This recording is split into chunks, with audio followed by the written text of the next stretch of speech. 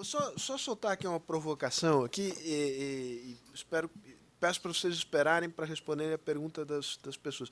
Eu ouvindo vocês, ficou a seguinte impressão, né, que do ponto de vista, digamos, da inovação incremental, os instrumentos, você pode, digamos, melhorar incrementalmente os instrumentos disponíveis para inovação incremental, se vocês me permitem. Mas eles, basicamente, eles estão aí e eles dependem de um ambiente macro melhor, né, de resolver alguns problemas macro, e de você ter gente como o Luiz aqui, que obviamente é um caso que você mostra, digamos, é uma pessoa qualificada, que é uma boa formação, está num lugar que, digamos, que é um ambiente, Pouso Alegre, que é um ambiente propício a você encontrar fornecedores, etc. E a partir desses elementos, você vai em busca dos instrumentos que estão aí disponíveis. Então, do ponto de vista da política pública aí, tirando o lado macro, digamos, eu poderia argumentar, tem coisas incrementais a fazer, mas não tem nenhuma grande novidade, não tem nenhum coelho para puxar da cartola, não tem coisa desse tipo no horizonte. Quando eu me desloco para o terreno no qual se situa o Fernando, e acho que ele foi muito feliz em, digamos, ilustrar com essa ideia dos dois mundos, do sujeito da USP de grande conhecimento científico e nenhum conhecimento de negócio, e do outro lado, gente sem nenhuma noção do mundo científico, mas com algum conhecimento do mundo de negócio, e é preciso juntar. Eu me pergunto se tem, digamos, se se deve juntar esses mundos. Primeiro, se é um objetivo execuível do ponto de vista de política pública. Ou se isto não tem a ver, digamos, com um ambiente macro que perdura ao longo de muito tempo e de processos culturais de mais largo prazo. Os Estados Unidos é um bom exemplo disso, em relação aos quais o que a política pública pode fazer, o ativismo governamental, não tem muito o que fazer. Quer dizer, isso são processos de longuíssimo curso. Então, feitas essas provocações boas ou não, eu queria recolher algumas perguntas. Eu peço para que as pessoas tenham condições, o maior número de pessoas que tenham condições de participar, que as pessoas que façam perguntas a façam de maneira concisa e terminadas com ponto de interrogação. Bom, Roberto Paredes do Rio Branco, a gente teve a oportunidade de atuar com o Pacheco de forma até modesta, talvez eu carregando a pasta do Pacheco, não, mas brincadeira à parte. Acho que há uns 8 anos atrás, o Rodrigo Rocha Loures, presidindo a Federação do Paraná, nossos amigos de muitos anos, companheiros, e também presidindo o COPIM, que é o Conselho de Política Industrial da CNI, acho que conseguimos botar na CNI a importância da inovação. E depois de congressos, envolver governo, academia, etc. Vou fazer. O Pacheco, ao juntar-se a esse grupo, teve um papel decisivo em consolidar aquilo que a MEI é hoje, o Movimento Empresarial para a Inovação, e, com certeza, daí surgiu essas bolsas que hoje estamos fazendo pelo mundo afora, agora a Embrap, que surgiu também desse grupo, o Pedro Bolchowski, que está aqui, sempre fez parte. Mas o importante que eu quero perguntar é o seguinte, Pacheco, a gente esteve junto tanto tempo, nunca vi, agora até o Fernando falando, você falando, o próprio Sérgio, que saltos pode se dar, como num país que precisa de recursos, não que deixemos de fazer essas bolsas, que é realmente inútil mandar 20 mil caras para Portugal, porque só fala português, mas como otimizar, primeiro, o uso do recurso que nós estamos utilizando. Agora vamos botar mais 32 ou 33 bilhões na Embrap. Eu acho, e nós nunca discutimos tanto com profundidade, talvez lá na MEI e tudo isso, é como botar os startups, de fato. Se esse dinheiro não poderia ser tão bem usado ou melhor usado do que mandar, pode também mandar para fora, mas dentro das universidades, principalmente as primeiras que têm a vocação, recursos da FAPESP que sempre tem disponível, e botar, como muitos países fazem, dentro, como o Pacheco citou, Berkeley, Stanford, etc., startups com, inclusive, grupos brasileiros que estivessem lá atuando. Acho que talvez isso pudesse dar realmente uma resposta mais rápida ao desafio que nós temos para fazer realmente uma inovação para valer no Brasil. Obrigado. Vamos recolher várias perguntas para voltar, senão a gente não vai ter tempo. Seguindo aqui vamos pegar o miolo aqui, eu peço para as pessoas se identificarem, depois Rodrigo lá atrás e ao seu lado também. Cláudio Rodrigues, do CIETEC. Eu tenho uma pergunta para o Pacheco, que acho que serve também para o Fernando. O Pacheco falou de ecossistemas de inovação. Eu queria saber, Pacheco, o que é um sistema de inovação junto a uma universidade brasileira, pública? Ao seu lado tem uma pessoa também, acho que queria fazer pergunta. Não, é aqui. Primeiro você, depois o Rodrigo aqui, aí a gente volta para a mesa e depois faz você. Eu estava desconfiando que eu conhecia esse cara e agora que ele se apresentou, desculpe, hein, mas a gente se conhece há 20 anos. Eu vou falar umas abobrinhas preliminares, sou obrigado a falar, mas para poder justificar. Curta as abobrinhas e peço para você se identificar, por favor. José Augusto Correia, da FGV, já que foi citado, eu tenho direito de resposta. Eu tenho falado com o Pacheco há muito tempo que nós precisamos fazer ligações entre o Centro de Empreendedorismo, que eu fundei em 2004 na FGV, se chama Centro de Empreendedorismo e Novos Negócios. E eu vou justificar as abobrinhas dizendo, eu tenho que dizer que eu ajudei a fundar em 1999 o Fórum de Inovação da FGV, que é um negócio que está bombando hoje, faz bastante barulho. Eu sou um engenheiro que virou executivo, que virou empresário, que virou professor nessa ordem. Então, eu não sou um acadêmico, hoje não dou mais aula, mas participo de algumas coisas, especialmente empreendedorismo e inovação. Então, o primeiro ponto, qual é o conceito de inovação que nós temos aqui, que é um problema de homogeneizar a informação. Nós usamos um conceito que inovação é uma invenção, mais uma ação, que produz um resultado que é de sucesso. Então, o sujeito tem uma ideia, isso aqui vai resolver a cura do câncer, ou sei lá o quê. Vamos tomar banho sem usar água. Enquanto aquele negócio não fizer sucesso, nós não chamamos aquilo de inovação, certo? Segundo ponto, eu queria discordar do Fernando, que eu sou um leitor assíduo dele, então ele não me conhece, mas eu parece que conheço bastante. Mas eu acho que todo o empreendimento, todo o empreendedor, ele carrega uma inovação, senão o empreendimento dele não vai fazer sucesso, qualquer que seja ela. Então, o empreendedor eu chamo de o agente da inovação, sempre. Mesmo que seja sujeito que repete aqui o modelo, alguma coisa que ele viu em Londres, está fazendo uma coisa qualquer aqui, ou vai fazer um pão de queijo em Sófia, como eu tive uma aluna que fez, e fez muito sucesso, é uma inovação, porque lá ninguém conhecia.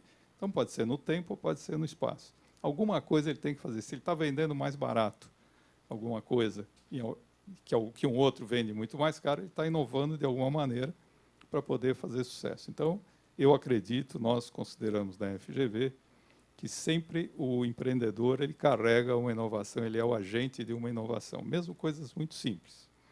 E o terceiro ponto, aqui dava para falar mais de Sand Hill Road, etc., que é a nossa avenida lá de Stanford, onde eu passei um carnaval desfilando em Sand Hill Road no ano passado.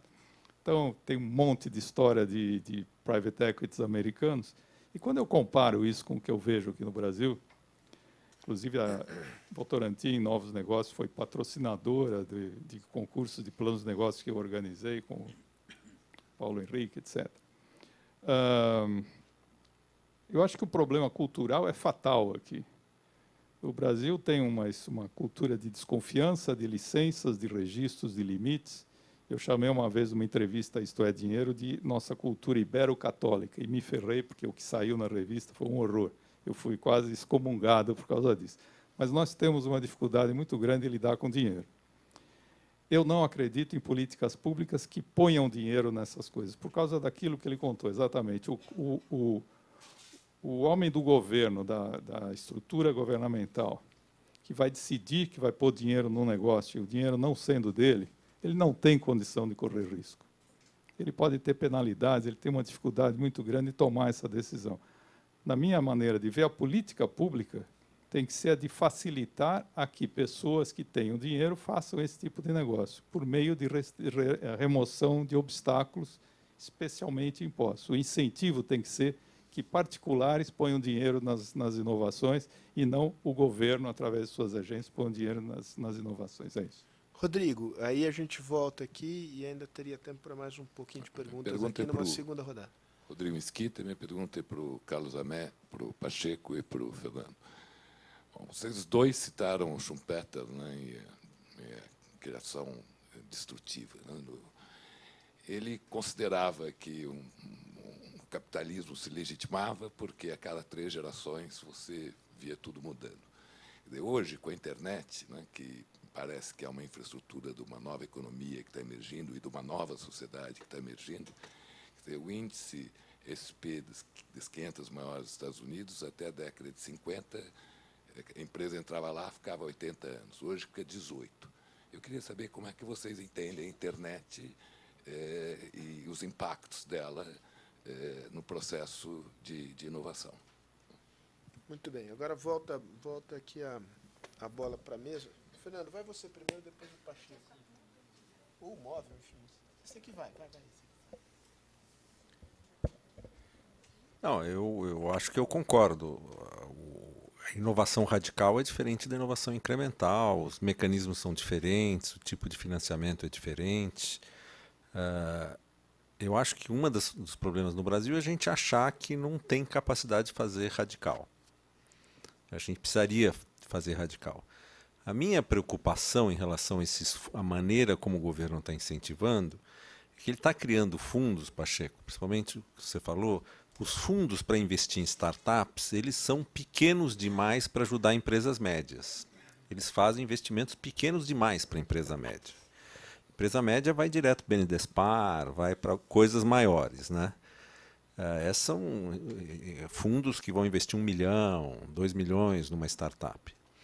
E o meu medo é que, como eles não estão correndo riscos grandes e estão investindo em pequenos private equities, então empresinhas que faturam 300 mil, que vão faturar 3 milhões, coisas desse tipo, o meu medo é que daqui 7 a 10 anos se comprove experimentalmente que não dá para fazer inovação radical, porque não vai ter saído nenhuma grande empresa daí.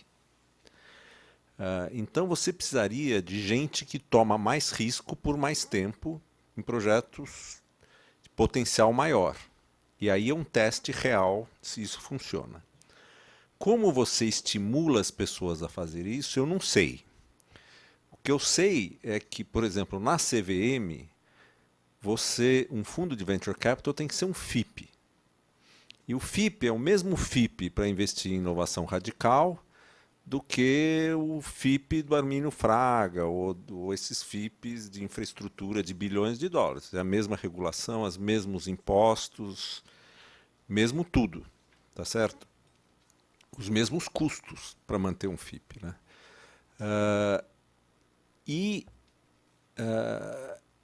Eu não acredito muito que na inovação radical você tenha que ter dinheiro direto do governo.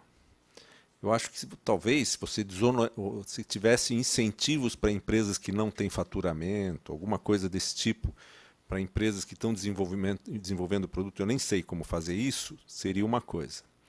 A outra coisa que eu acho é que você deveria ter, você pega as escolas de negócio que geram mais startups de tecnologia, é a escola de negócios do MIT e a escola de negócios de Stanford. Harvard já é mais, para a gente, é menos isso. MIT, Stanford.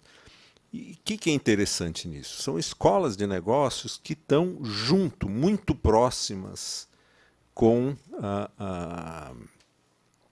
os melhores centros de pesquisa.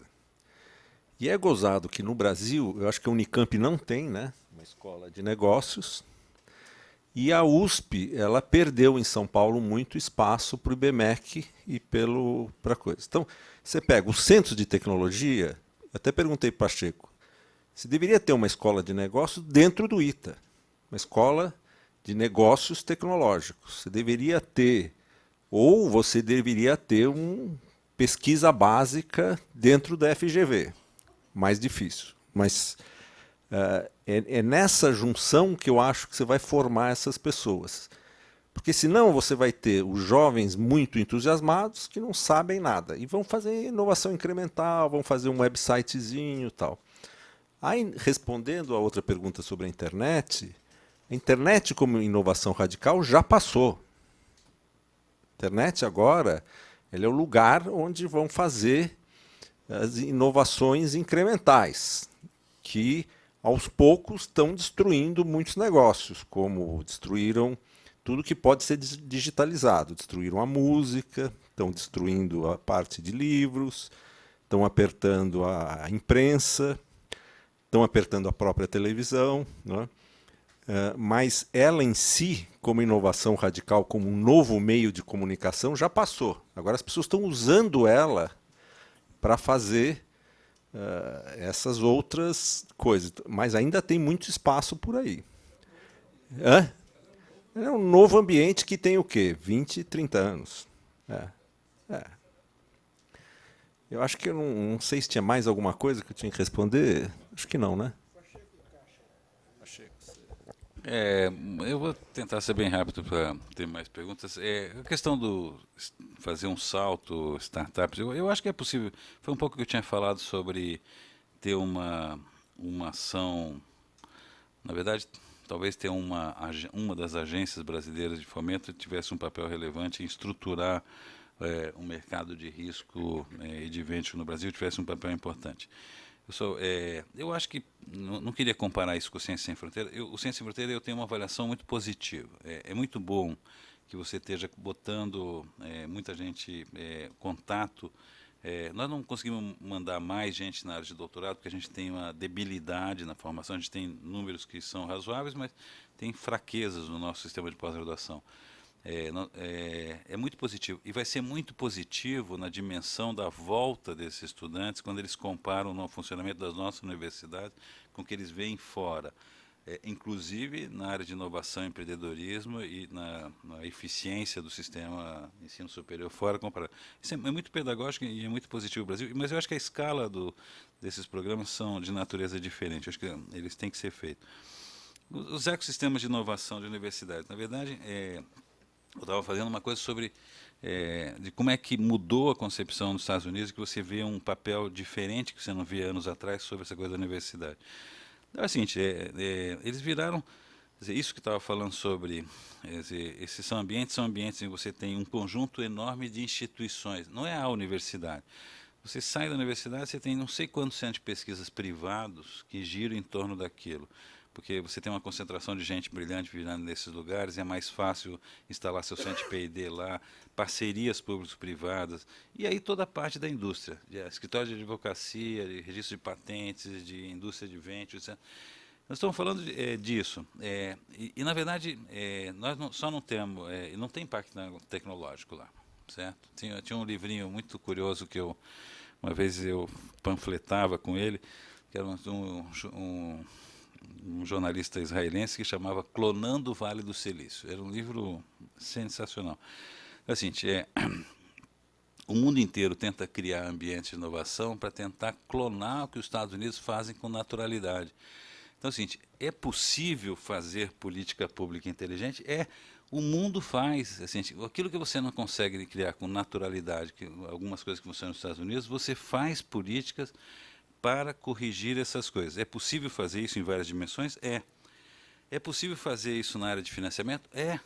Porque assim, pega os modelos israelenses sobre hedge para saída, tá certo? Você tem um conjunto de políticas que permite aos fundos privados que fizeram aporte de recursos ter um sistema de hedge seguro na saída para poder o sujeito recuperar o principal que ele investiu dentro dos fundos, se ele enfrenta risco.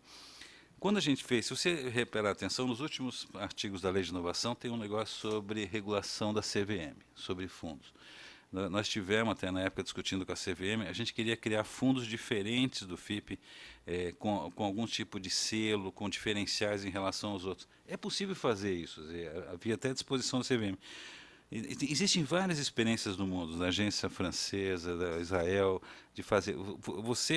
A política pública, ela também serve, vou usar um jargão conservador do ponto de vista econômico, para corrigir falhas de mercado, certo? Mas isso todo mundo vai concordar, eu não preciso entrar em nenhuma polêmica econômica, certo?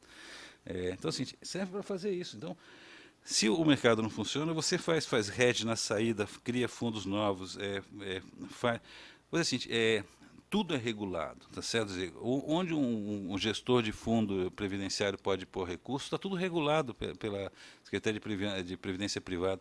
Se ele regula para mais ou para menos onde pode pôr recursos, você tem alguns bilhões a mais e a menos flutuando nesse mercado. Então, você pode fazer política para isso, inclusive na dimensão cultural. Você pode fazer políticas que afetem isso do ponto de vista de alterar a conduta das pessoas, a aversão ao risco. Como é que você mexe nessas coisas para fazer isso? E isso tudo é possível fazer. É um papel da política pública tentar identificar o que não funciona e imaginar com criatividade como é que você arruma essas coisas. E eu acho que essas coisas que são importantes fazer. O Rodrigo é um fanático pela internet, certo? Rodrigo Mesquita, né? E acho que a pergunta é muito própria. Eu acho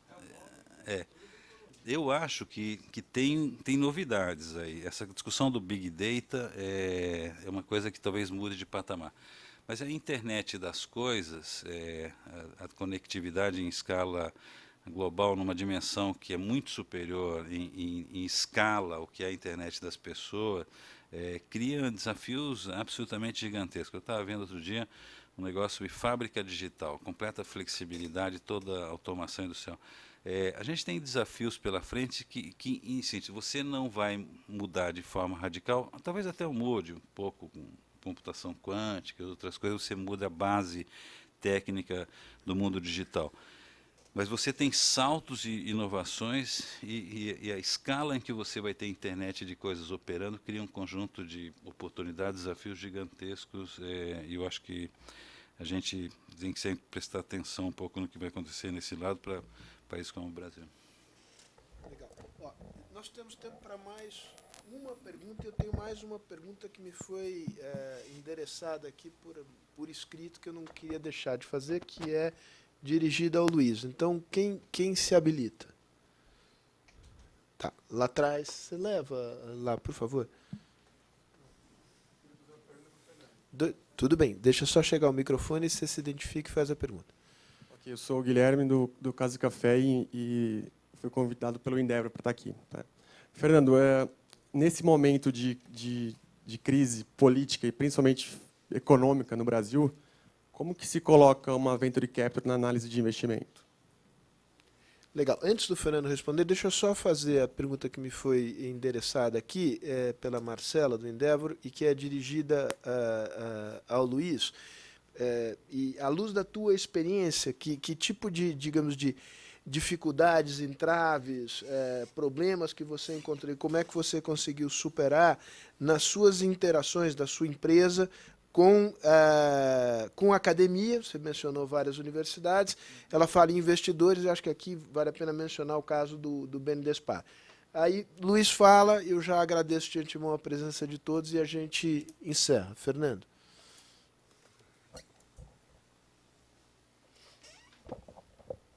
Acho que essa é uma das grandes vantagens do Venture Capital, porque você está investindo numa coisa que você acha que vai dar frutos daqui a 6, 8 anos.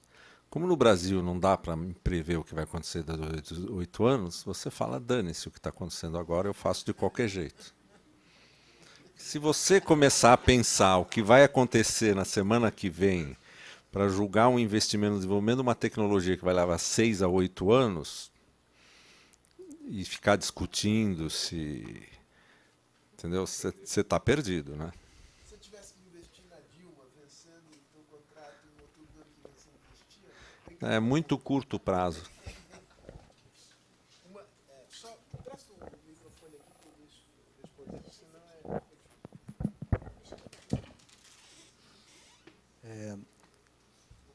A pergunta é sobre dificuldades que eventualmente você tem ok. enfrentado.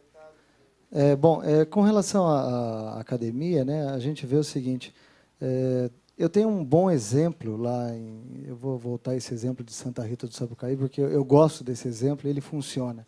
Acho que ele funciona não só para mim, mas para muitas empresas que estão lá. Realmente forma esse ecossistema de inovação. A academia está muito próxima, ela entende qual é a necessidade das empresas, monta laboratórios, as empresas podem investir. Nós temos aqui o pessoal da Ciência, tem laboratórios investidos dentro do Inatel também, como a prática tem. E isso funciona de forma leve, flui. Aí eu falei assim, mas por que na Universidade Federal isso não flui tão bem? Né? E eu conversei até com alguns professores, e eles falam assim, existe o professor que está a fim de fazer aquilo, que é aqueles que eu encontrei nessas escolas, que eles são entusiastas, e eles vão contra a corrente para vencer essa resistência. Eu perguntei, quantas das empresas, tipo a Prática, vocês têm aí? Falei, só tem a Prática. E, por incrível que pareça, eles têm laboratórios, eles têm pesquisadores, eles têm toda uma fonte de recurso, de conhecimento lá dentro, e a gente não utiliza isso. Então, isso quando a gente consegue encontrar a pessoa certa lá dentro, isso flui de uma forma maravilhosa. E lá no Inatel, não. Lá no Inatel, eles já têm essa veia mais de negócios. Já tem pessoas que casam lá o cara da administração com o cara técnico, e normalmente as reuniões lá do Competence Center são feitas com o pesquisador e o cara comercial, que normalmente é um administrador. Então, isso casa muito bem. Fala, por que a gente não pode levar esse modelo para as universidades? A outra questão que o professor me falou é assim, não existe nenhum estímulo para o professor fazer isso aqui. Ele não ganha mais por isso. Na verdade, ele ganha mais trabalho. Então, até para ele, uma forma de monetizar isso aí... Oi? Eu não... E aí eles se preocupam mais com aquela questão, eu vou ter um artigo publicado, Isso foi uma briga minha no começo, muito grande, que o cara falou assim, escuta, mas esse negócio não deu para aplicar. Bom, mas espera aí, o seu nome está lá na revista americana de não sei o quê. Eu falei, mas eu não posso pôr isso no meu produto, não é viável. Não, mas você tem o seu nome. Quer dizer, ele nem entendeu, isso já faz muito tempo, que aquilo não servia de nada, que não era inovação. A inovação tem que ser aplicável, ela tem que gerar resultado. Agora eu vejo que eles têm já Isso mudou, isso eu estou falando de 10 anos atrás. Mas isso mudou muito e já tem esse espírito. Mas eu vejo que eles têm dificuldade, a burocracia emperra os processos. Então ele fala assim, para eu comprar uma máquina de vácuo molecular de não sei o quê, é o mesmo trabalho de comprar um parafuso. Eu falei, mas como que pode ser isso? Porque a burocracia exige não sei o quê, e aí o sistema de licitações... Então, eu acho que isso aí deveria ser revisto, a forma como o governo coloca essas regras, que, infelizmente, acabam os bons pagando pelos maus, né? A outra pergunta foi... O BNDESPar, ok. Foi um processo que a gente... uma questão estratégica, né? A gente já teve ofertas, a gente já teve diversas empresas que gostariam de participar junto com a Prática, mas a gente viu lá na área de capital empreendedor do BNDESPar uma forma que eles tinham um alinhamento, ou seja, eles querem criar empresas nacionais para serem fortes o suficiente para se internacionalizarem e competirem com os grandes players mundiais, né? E é nesse espírito que a gente... Eles chamam isso de capital empreendedor. Entendeu? Quer dizer, o que o BNDES chama de capital empreendedor é uma empresa estabelecida, com fluxo de caixa positivo, que exporta, que tem uma história longa. Nada contra, mas não deveria. Ele deveria ser, sei lá, o nome desse programa devia ser apoio à média... Não, mas eu acho que... Não, Deus me livre. Deus me livre. Mas o que eu estou dizendo é o seguinte, você tem essa confusão no Brasil um pouco. Entendeu? Tem essa confusão. Você equaciona tudo como se fosse a mesma coisa. E na hora que você trata uma empresa de base tecnológica iniciante, que é o seguinte, eu vou desenvolver uma tecnologia, vou ter um produto aqui 5, 4, 3 anos. Uma empresa completamente diferente da sua. Uma empresa de, sei lá, 10 pessoas. Nos Estados Unidos tem grandes, tem empresa de 300 pessoas desse jeito. Mas essa separação das fases e do tipo de risco, quer dizer, o risco do BNDESPar com você não é incalculavelmente, mas é ordens de magnitude mais baixo do que ele financiar uma startup que vai tentar desenvolver um novo tipo de pneu para a Embraer, sei lá, uma coisa desse tipo, porque as chances são que o pneu não vai funcionar. Conclui agora, Luiz. Bom, então a gente acredita que essa forma que a gente pode ter esse apoio do BNDESPar vai ajudar a gente a ficar forte e crescer. E, principalmente, o seguinte, tem que ter bons projetos. Bons projetos, ou seja, isso tem que estar embasado, tem que estar calculado, tem que ter esse lado aí de explicar de onde é que vem o recurso, o que nós vamos aplicar, qual é o retorno que vai ter, e aí a gente vai conseguir fazer muita coisa junto e bacana. Uma coisa interessante, só para frisar, o fato de que vocês, mesmo desde o início, vocês tiveram uma preocupação, digamos, exportadora como um processo de aprendizagem, ainda que do ponto de vista da receita de vocês, isso representasse muito pouco, e a percepção é que isso também serviria de aprendizado para a competição com os importados internamente. E, pelo que você me disse, vocês estão num processo agora de internacionalização mais agressiva e de criação de plantas no exterior, né? Uma espécie de ciclo completo aí. Gente, obrigado aí pela presença de todos, especialmente obrigado aqui ao Fernando, ao Pacheco e ao Luiz. Um abraço a todos.